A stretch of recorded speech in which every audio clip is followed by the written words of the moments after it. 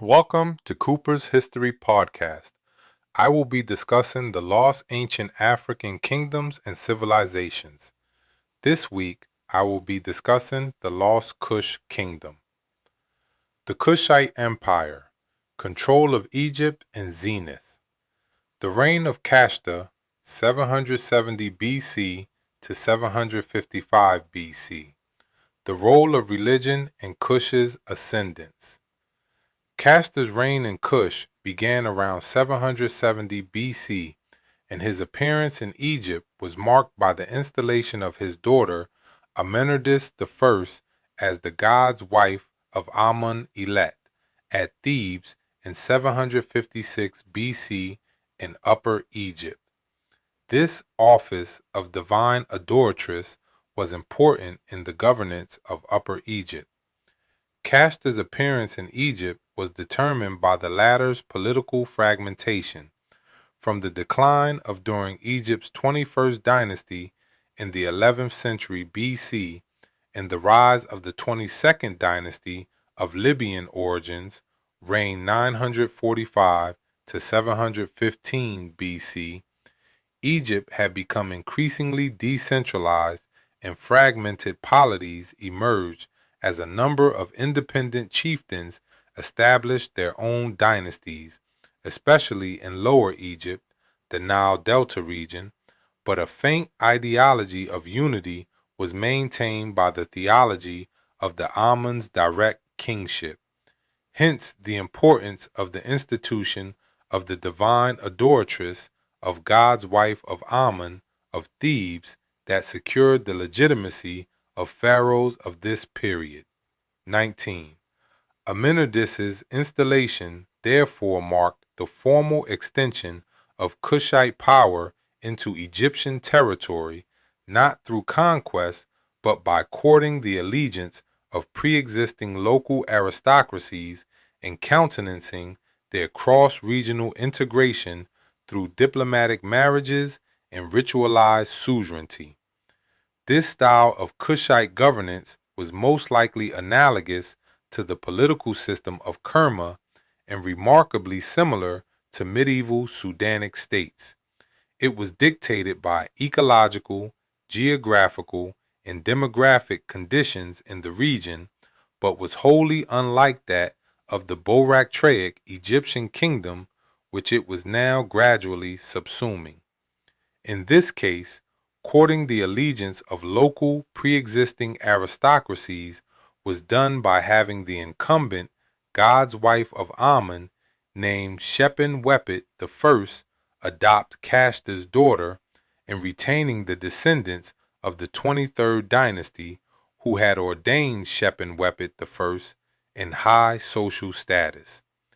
The Kushite rule in Egypt is therefore traditionally dated to 755 BC with an inscription at Elephantine in Egypt of a ruler of Kush styled as King of Upper and Lower Egypt, Lord of the two lands, Kashta, marking the formal beginning of Kush's rule in Egypt.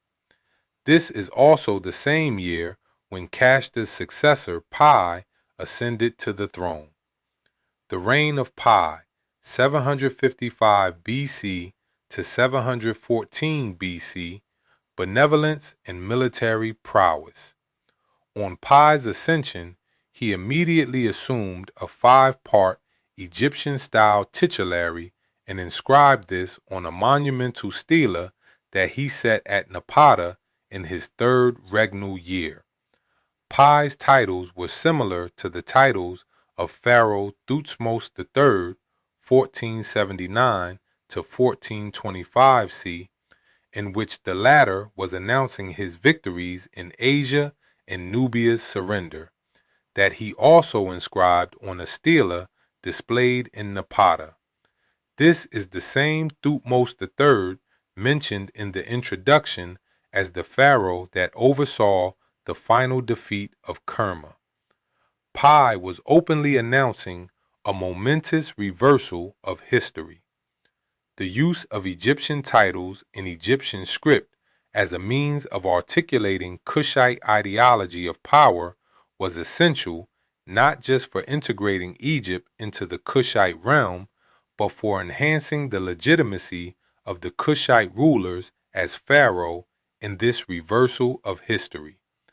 The very symbols that were used by New Kingdom Egypt to integrate Kush into its realm were then redeployed during the 25th dynasty to integrate Egypt into a Kushite realm. The Egyptian script was far from a Kushite invention, but the copious amount of documentation produced by the Kushite kings of the 25th dynasty compared to their immediate predecessors and successors is perhaps the origin of the classical claim that Egypt's script came from Kush.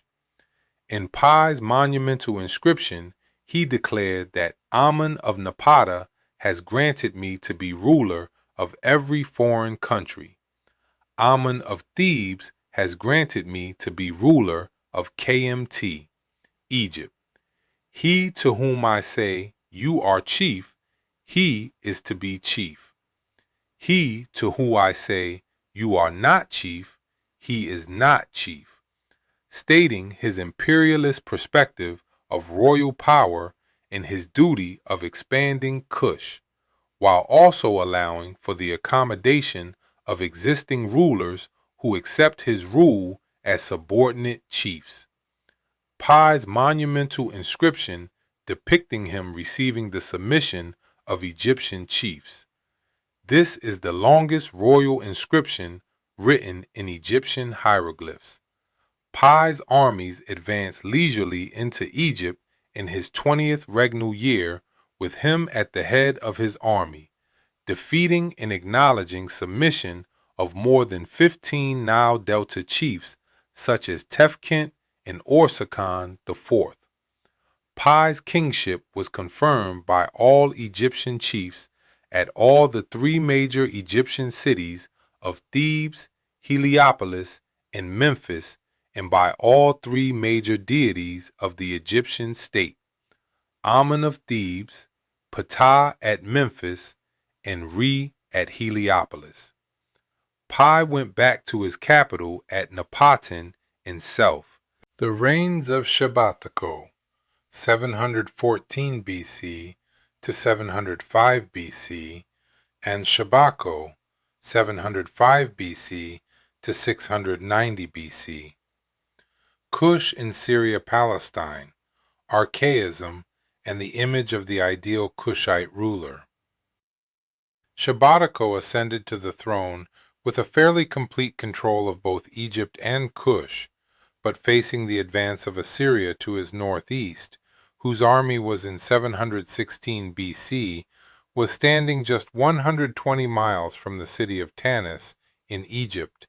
Shabbatako thus moved the capital of his empire from Napata to Thebes, and crushed the rebellion of Bakenranef in the delta region of Sai, who'd succeeded Tefnakht and attempted to assert his independence from Kushite kings.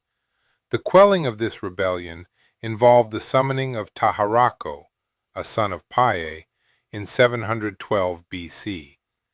Shabako also extradited Iamani of Ashad to Sargo II of Assyria after the former had rebelled against the latter. 28. For now, however, Syria-Palestine was peripheral to the concerns of Kush, and unlike Egypt, wasn't part of the Kushite ideology and royal patrimony. This is reflected in its absence in Kush's documented history. Therefore, Assyria's advance to Palestine, the alliances and aid offered by the Kushites, and even the battles between its armies and allies in Palestine against Assyria were barely mentioned in Kushite literature, in contrast to the copious amount of documentation that Kushite scribes produced during this time. 29. Shabbatako was succeeded by Shabako around 705 BC. Shabako was heavily engaged in the constriction works and restoration in both Egypt and Kush, particularly at Thebes and Napata. But the most notable transformation during his reign was the intellectual integration of Kush and Egypt through the identification of his 25th dynasty rulers with the timeless history of Egyptian kingship, leading in a process of archaism that is best evidenced by the restoration of the Memphite theology, whose original copy had been worm-eaten when Shabako found it. This theology, which presents Memphis as the primeval hill and the original place of creation, was salient to pharaonic kingship. 30. Shabako also engaged in large-scale building activity in both Egypt and Egypt, the erection of statues and carving of reliefs depicting the Kushite rulers. Shabako's archaism, which was a revival of concepts and forms of the past, and was important to the 25th dynasty king's ideology, but was effected without masking them as traditional Egyptian pharaohs, and their southern origin was iconographically emphasized. Their royal regalia was distinctly Kushite, enabling them to create their unique image of an idealized Kushite ruler. 31. Interlude: War with Assyria and Cush's rescue of Jerusalem. In Syria-Palestine, a coalition of Phoenicians, Philistines, and the Kingdom of Judah had rebelled against Assyria, whose emperor, Sargon II, had died in 705 BC and was succeeded by Sennacherib. The latter decided to crush the coalition, which turned to Kush for military aid, which Kush honored by sending its armies. Shabako's armies of Kush were led by Taharako, their commander, and the first battle took place at El Tekeh in 701 BC and involved Kushite chariots. While the immediate outcome of the battle is disputed by historians, but claimed by Assyrians as a victory, Sennacherib went on to divide his army, with some besieging Judah's capital Jerusalem and others taking the rest of the cities. It was this splintered army that Taharko engaged with, the outcome of which is unknown, but the long-term effects were mutually beneficial to all three states involved: Kush, Judah, and Assyria, with dynastic continuity in Judah under Hezekiah, and Kush under Shabako and later Taharko, and the reception of tribute from Syria-Palestine that was sent to both Assyria and Kush in the early 7th century BC, which points to a kind of settlement between Shabako and Sennacherib. This theory is buttressed by the recent discovery of 3 clay ceilings of Shabako dated to 700 to 690 BC in Sennacherib's palace at Nineveh, in Iraq, and another at Megiddo, in Israel.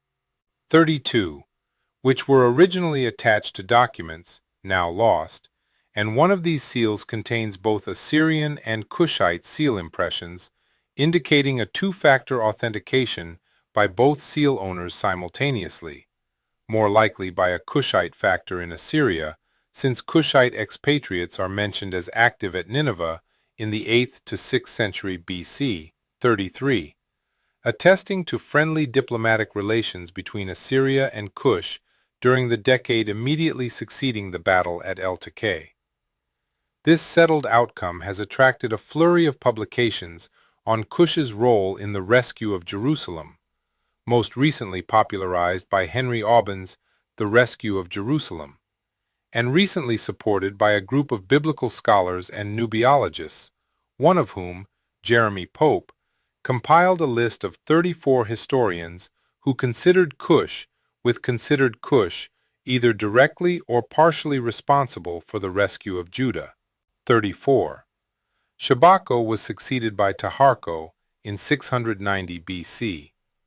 The reign of Taharko, 690 to 665 BC, the great builder and restorer of temples. Taharko presided over a relatively long period of prosperity in Kushite Empire, especially in the first 2 decades of his rule, between 690 and 671 BC, allowing him to devote himself to major reconstruction and building activity in both his northern and southern realms, and thus becoming one of the great builders of Egypt.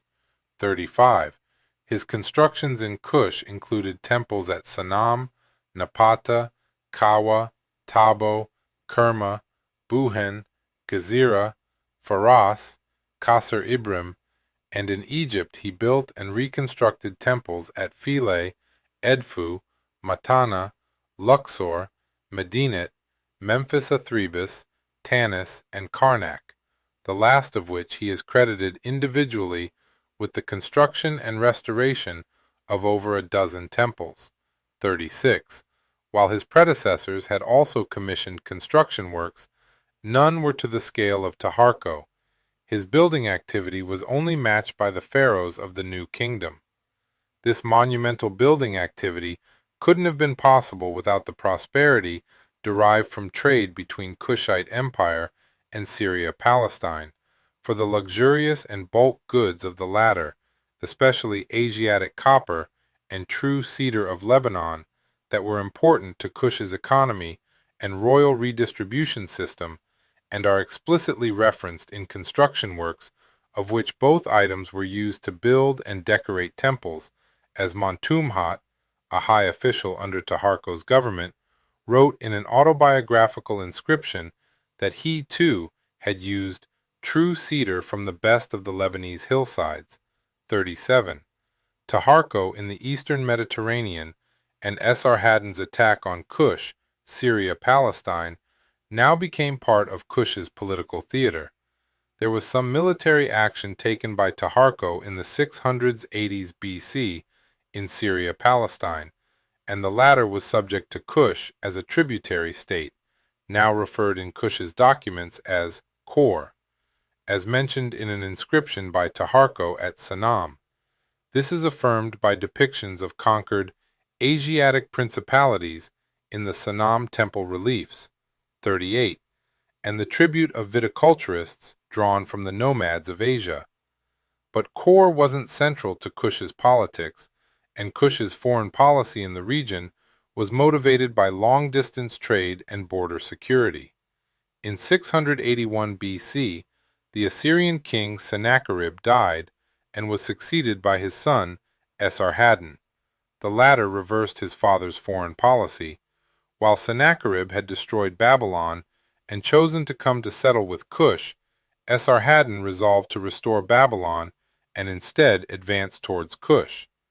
Esarhaddon begun by systematically advancing through Syria-Palestine, culminating in the destruction of Sidon, surrender of Tyre, and effective Assyrian control over Palestine, and by 673 BC faced off with Taharka's army, but the latter defeated the Assyrian force in what was considered one of Assyria's worst losses, and Esarhaddon retreated to Nineveh. He returned in 671 BC, inflicting a defeat on Taharko's army, and the latter retreated to Napata. Esarhaddon appointed the same subordinate chiefs that had served under Taharko as his vassals. These chiefs switched sides to Taharko, who reappeared in Egypt immediately after Esarhaddon had left. In 667 BC, Esarhaddon's successor, Assurbanipal, invaded again, and the chiefs switched sides. Taharko retreated south again to Napata. After Esarhaddon left, the chiefs appealed for Taharko to return, but he remained in Napata, and the chiefs were slaughtered by Esarhaddon. Taharko passed away in 665 BC, and was succeeded by his son, Tanwetamani. On Tanwetamani's ascension, he received the acknowledgment of Amun's sanctuaries of Napata and Thebes, and went on to affirm his rule in the Delta region, whose chiefs again welcomed the Kushite king, except Necho the Assyrian vassal, who was defeated. On receiving this information, Assurbanipal set out for Egypt again, and Tanwetamani, judging his nascent and fragmentary position not strong enough, retreated to Napata, and the Assyrians sacked Thebes, and Psamtik was chosen as the successor of the slain vassal Necho, while Kushite princess Amenirtis II, Taharko's daughter, who, along with the acting god's wife Shepenwepet II, Pi's daughter, ritually adopted Nitocris, daughter of Psamtik, in 656 BC, making the formal end of the Kushite rule in Egypt, and with it, The fall of Imperial Kush. 39.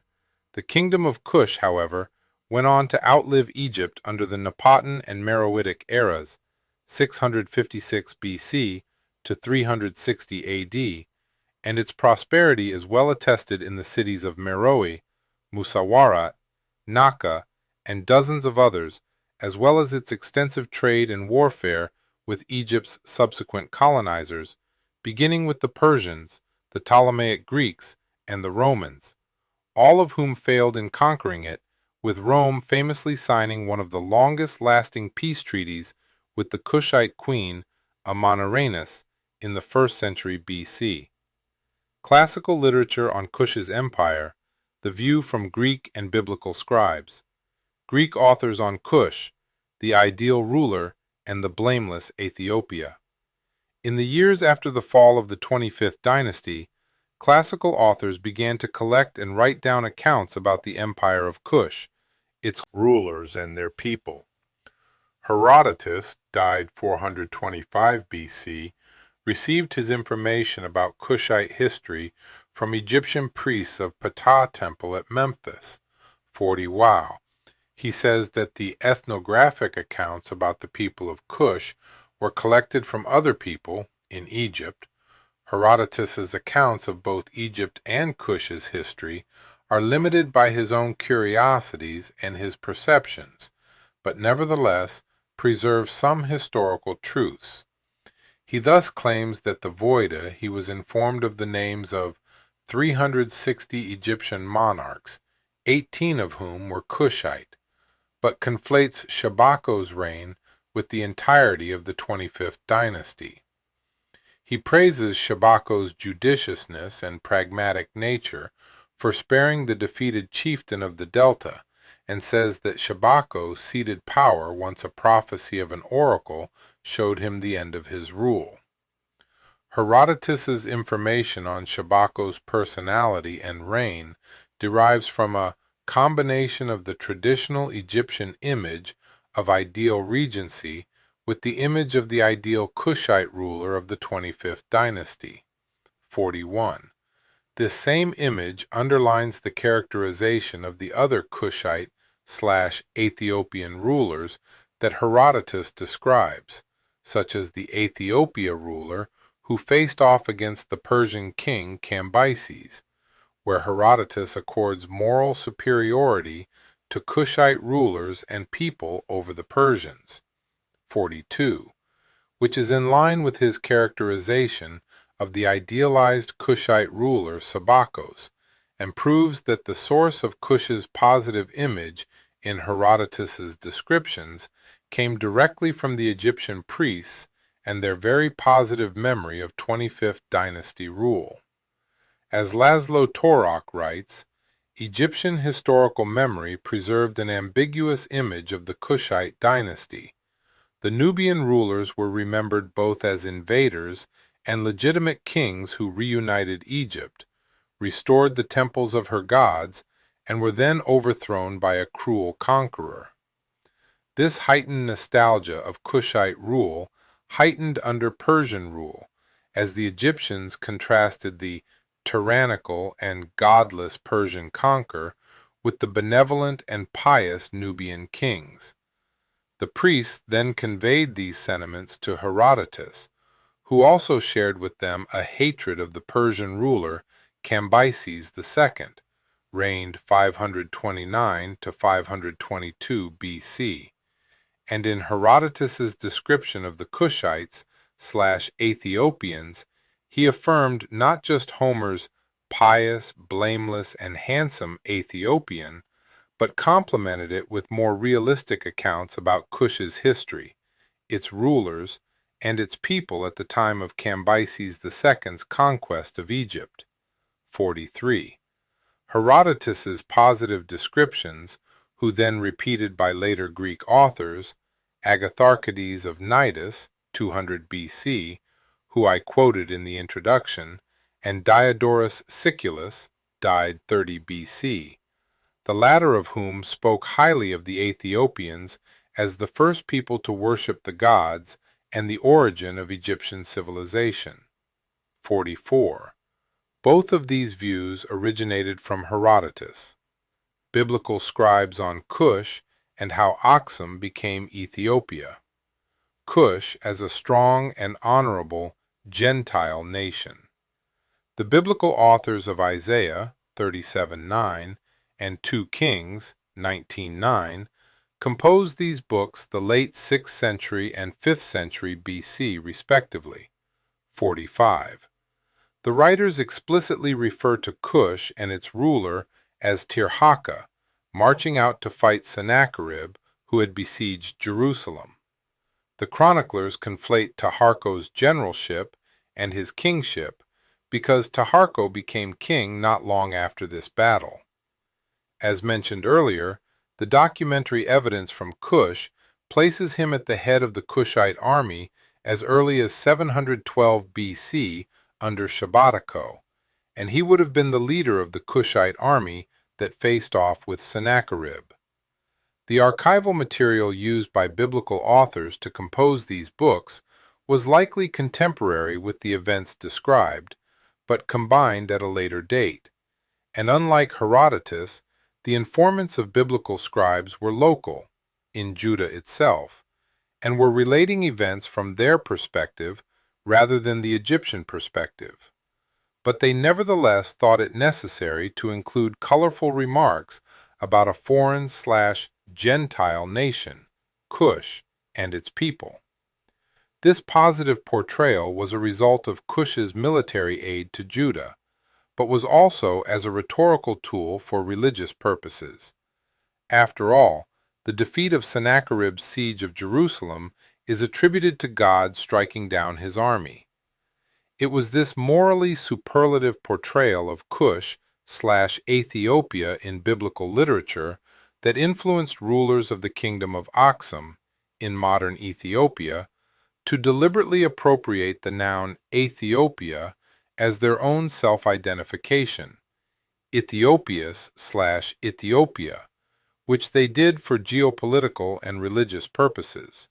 First, with the intent of writing themselves into the grand narratives of classical history, where Kush/Ethiopia features prominently, and secondly, by figuring in the messianic and eschatological role Ethiopia has in the Bible, primarily the Psalm 68:31. Envoys shall have arrived from Egypt, but Ethiopia will be the first to extend her hand to God, which positions Ethiopia as the first among the Gentiles in the sight of God. 47. And this appears again in Acts 8, with the conversion of the Ethiopian eunuch, which many Christians claim as a fulfillment of the prophecy in Psalms. The Aksumite therefore had a strong incentive to consciously self-identify as Ethiopia, which they did beginning in the 4th century and coinciding with Aksum's emperor Ezana's conversion to Christianity in 340 AD, and Ezana's sack of Meroe in 360 AD, that formally marked the end of the ancient kingdom of Kush. That the Aksumites were successful in rebranding themselves as Ethiopians instead of their endonym, Habasha, is reflected in external sources, which thereafter referred to Aksumites as Ethiopians, beginning with the historian Philostorgius, died 439 AD, and continuing to this present day. A product of the legacy of the strong and powerful Kushite Empire, the first among the Gentiles. Conclusion: Race and political paradigms. The ascendance of the 25th dynasty and the formation of the Kushite Empire was a momentous event in world history.